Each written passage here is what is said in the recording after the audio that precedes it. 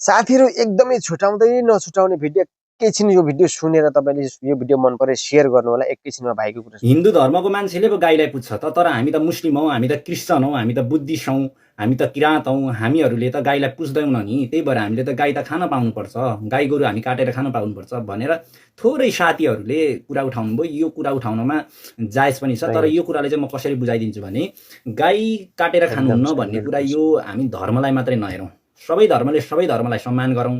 तर गाई काटेर खानुहुन्न, गोरु काटेर खानुहुन्न भन्ने कुरामा हामी जान पर्दाखेरि चाहिँ कसरी हामी बुझौँ भने हिन्दू धर्म पढेको कुरा हो, हामी धर्मतिर नजाउँ। तर गाई भन्ने कुरा चाहिँ हाम्रो राष्ट्रिय जनावर हो, हिन्दू धर्मको मात्रै होइन, राष्ट्रिय जनावर चाहिँ बुद्धिस्टको नि हो, क्रिस्चियनको नि हो, मुस्लिमको पनि हो, किराँतको पनि हो, हिन्दू सबै सबै सबै धर्म सबै समुदाय 3 करोड हामी नेपालीहरूको राष्ट्रिय जनावर गाई हो। हामीलाई कसैले तपाईँको देशको राष्ट्रिय जनावर के हो भनेर प्रश्न गर्यो भने त्यो प्रश्नको जवाब हामीले दिनको लागि सही जवाब भनेको गाई हो।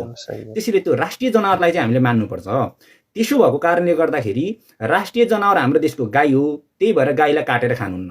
अब गाई त काटेर खानुहुन्न, राष्ट्रिय जनावर हो, त्यो कुरालाई त मानिदिउँला। तर गोरु चाहिँ किन काटेर खानुहुन्न त? गोरु त काटेर खान मिलिहाल्यो नि, त्यो त राष्ट्रिय जनावर होइन नि त भन्ने कुरा आउन सक्छ।